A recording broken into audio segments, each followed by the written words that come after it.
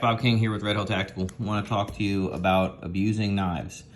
My wife and I are pretty avid saltwater fisher people. We enjoy going fishing in the Chesapeake Bay.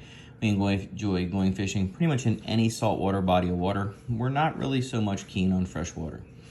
So with that, I snagged a couple of these Spyderco salts to sell in the shop and to test and to give away to guests. Some good friends of ours. So this Salt 2 is all black. It's got their black coating on it. As you can see, it looks kind of nasty. This knife literally just came back from 10 days of fishing in Marathon, 10 days of fishing in saltwater. There was not once was this knife rinsed off. Not once was it rinsed in clean water. I'd wipe the blade off with salt water.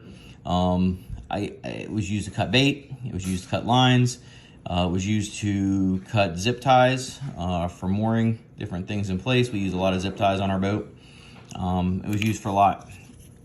So as you can see, there is still actually fish scale attached. Again, this was used for cutting bait and everything else. You can see there's some fish scale there. Lots of fish scale everywhere. But the important thing is there's no rust.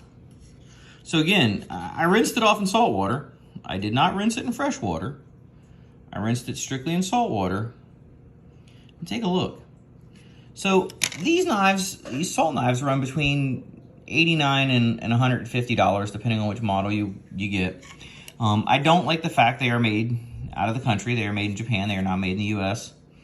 But this is that proprietary salt treatment that they use for heat treating. It tells you, they tell you it's pretty impervious to rust. And I figure if this can handle 10 days on the Keys, with just being rinsed off with salt water in the actual ocean, I didn't actually run anything over it. I would just stick it in the ocean and wash it around and try to get some of the guts off it. Since we were using it for cutting bait. As you can see, the blade still drops, still moves, still opens, but look at the edge.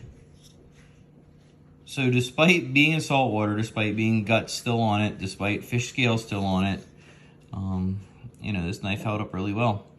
Maybe we can talk some of our American-made makers into taking some hints from Spyderco on how to make a salt-proof knife so we can carry our nicer knives into the saltwater. Again, we always keep some of these in stock at Red Hill Tactical. I just got one of these back in. I have another one with a nice Warncliffe blade in.